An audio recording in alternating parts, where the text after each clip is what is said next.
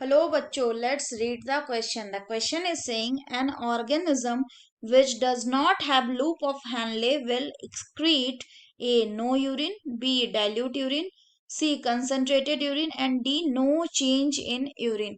तो आइए देखते हैं हम इसका की कंसेप्ट। तो अगर हम बात करें इसके की कंसेप्ट की, तो इसका की कंसेप्ट क्या हो जाएगा? इसका की कंसेप्ट हो जाएगा loop of Henle. So if we will talk about the loop of Henle, it has two part. कौन सा होता है? एक होता है descending limb of loop of Henle and the another one is ascending limb of loop of Henle. अगर हम बात करें loop of Henle के, so it is a hairpin shaped structure. It is a hairpin shaped structure and it has two part, descending limb and ascending limb. अगर हम बात करें descending limb के, तो जो descending limb होता है वो क्या करता है? It play a important role in the water absorption. तो ये क्या होता है? ये permeable होता है किसके लिए? It is permeable for water while impermeable for electrolyte.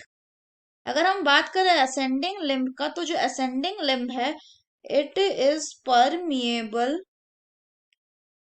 For electrolyte as it is permeable for electrolyte but impermeable for water.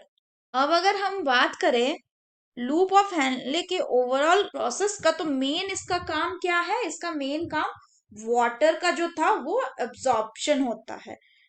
तो अगर मान लीजिए लूप ऑफ हैनले जो है क्या करता है, ये जनरली वाटर का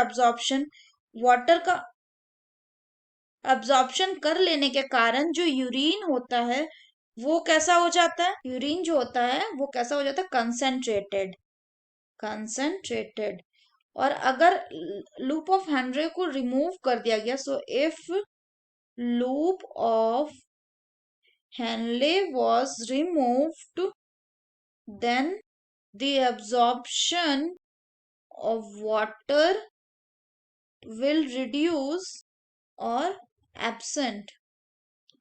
तो इससे क्या होगा? The urine will become dilute.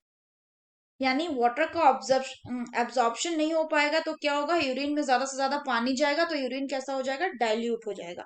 So the correct option will be option B, that is dilute urine. So that's all for the question, bachcho. Hope you understood it well. Best of luck.